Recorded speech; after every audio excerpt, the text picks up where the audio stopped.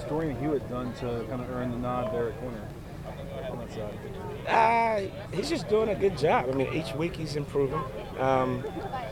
We're still trying to sort out what we're going to do. But the opportunities that he's had this week, his strides have been, he's done a real good job. It's stepped up pretty good. So I'm feeling good about it. What prompted you to move him to corner whenever you did? He's been a corner for a while. No, well, he just told Yeah. us. I didn't realize, but at that time, what prompted you at that time? Oh, his speed. He's really fast. And then at the safety spot, it was kind of getting bottled up, and I didn't want to waste him behind a bunch of people. And he's athletic enough to do multiple things. We actually had him at nickel a little bit, so he almost knows every spot right now. But then as we were going, I was like, you know what, corner might be a spot as a corner potential nickel. So right now I'm settling into that role, and right now he's getting the corner work right now, and he's doing a good job. So has he been kind of number 2 on the depth chart? Rotating for the most part, yeah.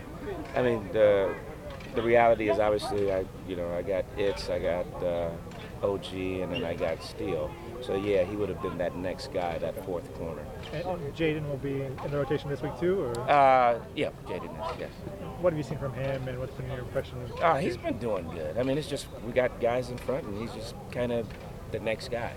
But he's been working hard. He's been doing outstanding on special teams. So being able to do that and display it on the field and showing physicality is giving us the comfort, and he just has to continue to work at the corner spot, and then we'll go from there. What prompted Kaulana to get the nod over Chase Williams against Notre Dame? Prompted who? Kaulana. Well, what I was trying to do is, in my opinion, I felt like I was giving Chase too much. He had 2 safety spots and a nickel spot, so he's really learning 3 spots, and has to be sharp on it and know all the checks. And so what I ended up doing was saying, okay, I'm going to pull that out of you because I had Greg and Max doing well at nickel. So I said, hey, you focus at safeties only. So what ended up happening was I just locked into that. And then so now it's Greg, Max, and Kaulana's the third string nickel. So then obviously what ends up happening is someone gets hurt, and all of a sudden you're the next man up. So I was like, I'm going to stick to what I said. So I said, hey, get your butt in there. And he did well. He's done well in practice, so I didn't feel like he shouldn't have got that opportunity. So that's all that was. It's just kind of a battlefield decision. This whole season's been about getting young guys ready to play. Oh, yeah. Even more so now. I mean, what's your concern, your confidence level this week with everything? Hey, it is what it is. I can't worry about it. I play who I have, but the cool part is this group has always been locked in. This group has always been paying attention and honestly saying, I'm ready when you need me. You know what I mean? Max did it, and when we needed him, he jumped in. And he was ready to roll. Kaulana was ready to roll. So now we're going to have some more guys that we need to be ready to roll, and they're showing that they're going to be able to do it. We'll see, but they're showing like they're ready to go. You're halfway through the regular season now. What do you feel you've learned about this group? That they get better.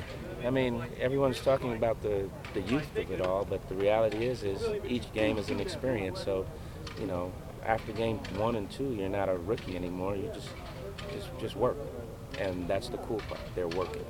They're not worrying about they don't know they're young. They just know I'm playing football and I got to do what I'm supposed to do. And they're doing it, and they're focused.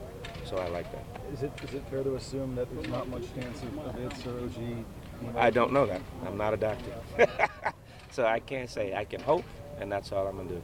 But if whoever's in front of me, I'm going to work him and coach him up as best I can. Going back to Dorian, you guys got late in the recruiting process. He was kind of overlooked or undervalued. What did you guys see at that time to counsel him? Well, we were in a need for DBs, and the biggest thing his biggest attribute was his speed.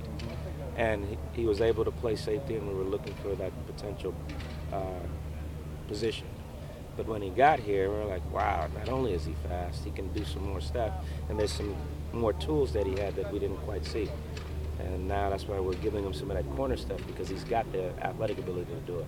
Do you ever remember a week where you went into it where you possibly don't have both your starting corners and nickel? Yeah, I've had all that before. Yeah, same week, all three out? It's the season, you know. So for me, that's why I don't worry about it. It's the next person up. And the cool part is like I said earlier, those guys are focused, they're locked in, and they're ready to go. When did that happen? When can you remember that happening? Many moons ago, Purdue. Okay. When I was at Purdue, I had some guys that were out. My nickel, it was 2, not 3. Okay. And it's just next guy up. Right. So it might be a little bit of history though, all three, if it happens. Yeah. Yeah. But like I said, I'm not worried about it. I'm excited about the guys who get to play.